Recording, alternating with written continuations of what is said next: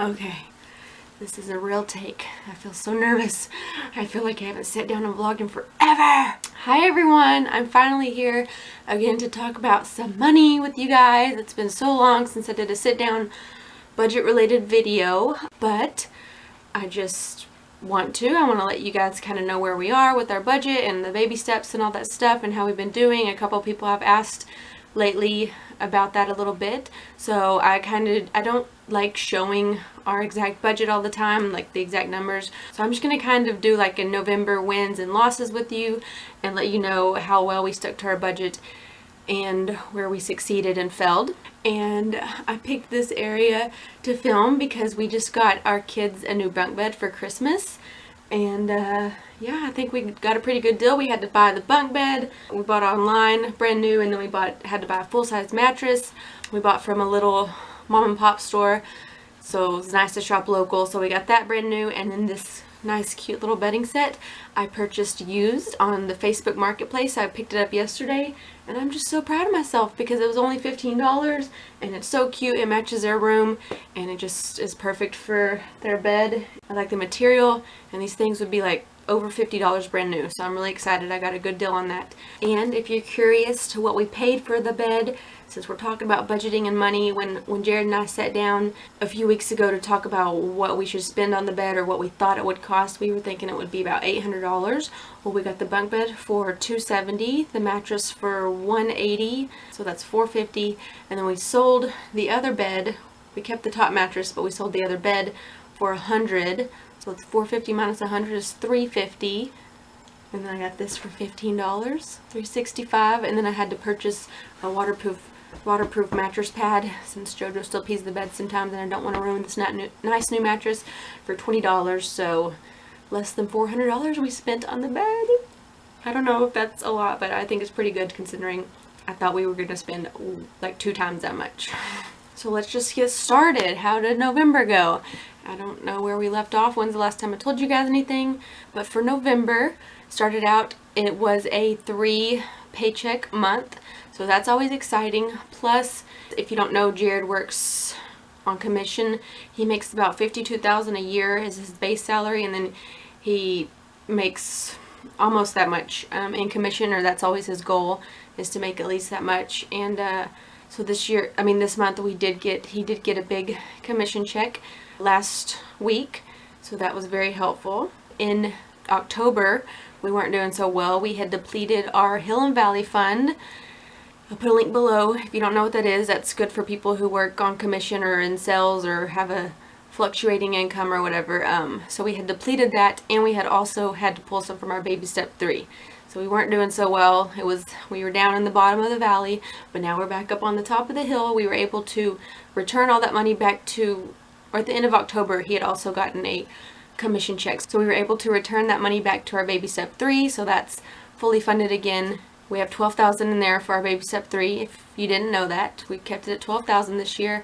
And then we were able to return the $2,500 back to our Hill and Valley. So that's fully funded for a while at least. So I guess that's it for the income part. I didn't get paid through YouTube or anything. I did get paid in October, but not in November. I'm not posting enough to get paid every month.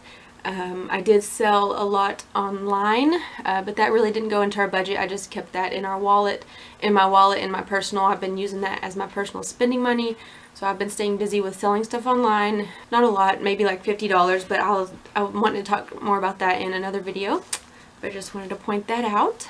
If you're curious more as to what the details of our budget look like, I can get an older video where I have shown it, and I'll put that below if you want to know more about like what we pay for daycare and bills and stuff. But let's see, for our grocery and eating out budget, we went ridiculously over. Like, it's really embarrassing to talk about, but I do want to be open and honest with you guys. So I had budgeted $650 for groceries. I tried to stick to $600, but since it was Thanksgiving, I figured I'll raise it some. And then we tried to stick to $200 for eating out, which never happens. I know usually, like Dave Ramsey says, if you can't ever stick to your budget, you should maybe raise it, which we probably could afford to, but I don't want to raise it because then I feel like we'd still go over and then we'd be spending even more.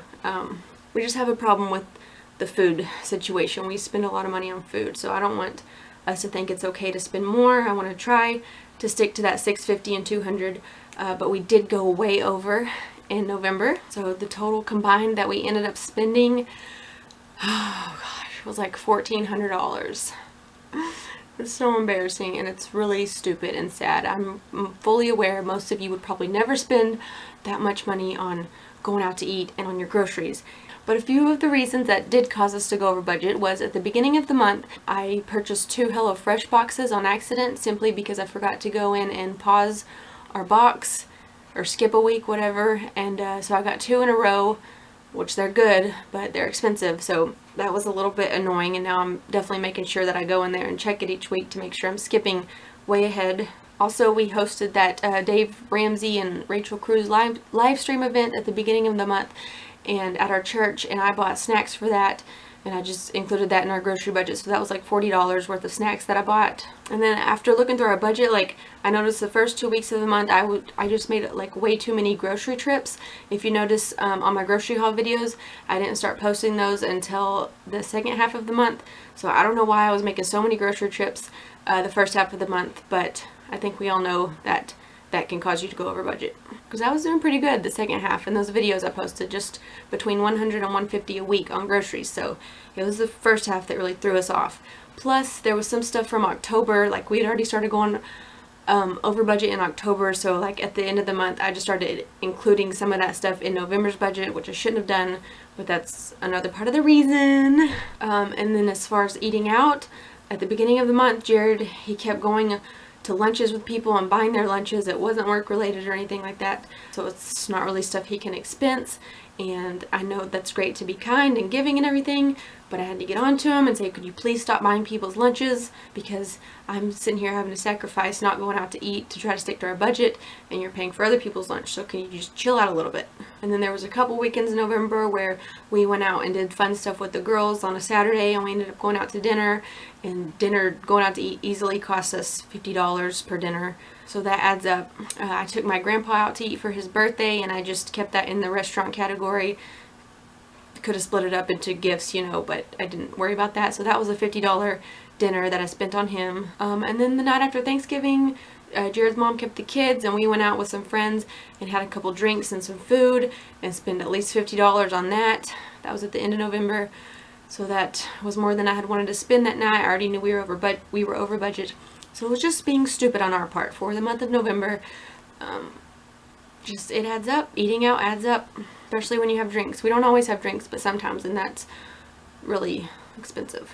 Okay, so that's the embarrassing part. I'm embarrassed to share with you, but it happens. We usually do go over budget in those areas, but not that bad. So we're going to do much better in December. And then Jared, as usual, went over on his personal budget. He went out of town one weekend in November to visit his friend in Austin, and they spent quite a bit of money playing golf and going out to eat and all this stuff. Usually we have a vacation seeking fund where I'd like to keep money in that for even little trips like that, but we don't have any money in there. We used it all up in October when we went to San Antonio. So that's a sinking fund we're gonna have to start working on again. We went way over on gas budget. I don't know, I guess part of it was maybe from his Austin trip. I guess we did a lot of driving. Maybe gas prices have gone up, I don't know. And I think I had budgeted $0 for my personal, maybe because I thought I'd be making some money and I would just use that. But I did end up spending some money on myself more than I usually do. One of my friends started selling lip scents, so I did these couple of lip scents parties and bought a few products from that, which is expensive, and I don't really like to spend that much money, but I am happy with the product, so I wouldn't exactly say it was a waste of money. So I ended up spending about $50 on myself for that kind of stuff. We also did quite a bit of clothes shopping, which I don't normally do, so I don't budget much for that. But then we decided to take family pictures, which we don't have to pay for because we have our own camera, so we just do it ourselves. But I did want some like nice cute new outfits for me and the girls, and I wanted us all to match because I'm kind of a perfectionist. So I did end up buying some new clothes and boots and stuff for that, which added up. Jared bought a new Dallas Cowboys jacket, even though he doesn't need any more jackets. So that was like $70 on sale for. Okay, so even after all of that going over budget, we were still able to contribute to our sinking funds. In the past, about a year ago, I told you guys our sinking funds was something, or probably when I was working, our sinking funds we would like contribute to every single month no matter what. But then at the beginning of this year, I changed it up to where we'll just kind of look through the sinking funds each month and see which ones need to be filled or added to, and if we can, we'll add some money to those, and if not, we won't. So this month, because of the great income, we were able to contribute to some of our sinking funds. So we put $100 in our car registration, inspection, oil change. That's like, I have that all combined into one. So we were able to put $100 into that sinking fund because we didn't have much in there. We put $50 over into our home sinking fund. We might be needing to, or we are going to be needing to call a plumber soon because the water in our shower doesn't really get hot. I have no idea how much that will cost, but we went ahead and put a little bit over there. We put $200 over into our HOA fund because that's due like in February or March.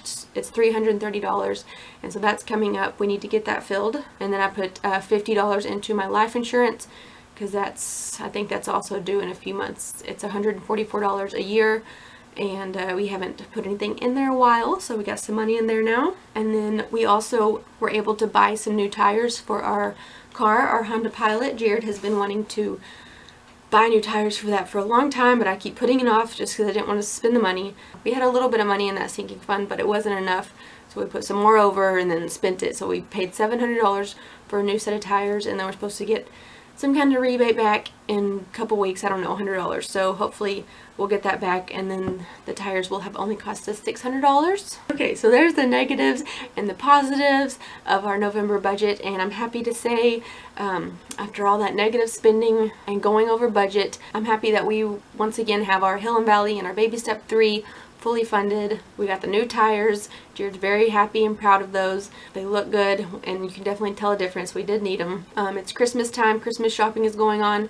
We filled that sinking fund up months ago, so it's awesome to have that money for Christmas, so it's not stressful trying to come up with the money. We do spend a lot on Christmas. And then we had plenty of money left over after all that to carry into December, to cover us in December, to get us through the month. And we were able to do some fun giving. We usually just give to the church, but this month we also gave a little bit of extra cash to somebody that we know that's been on Jared's heart for a long time, that he's been wanting to help out, so we were able to help him out, so that was fun.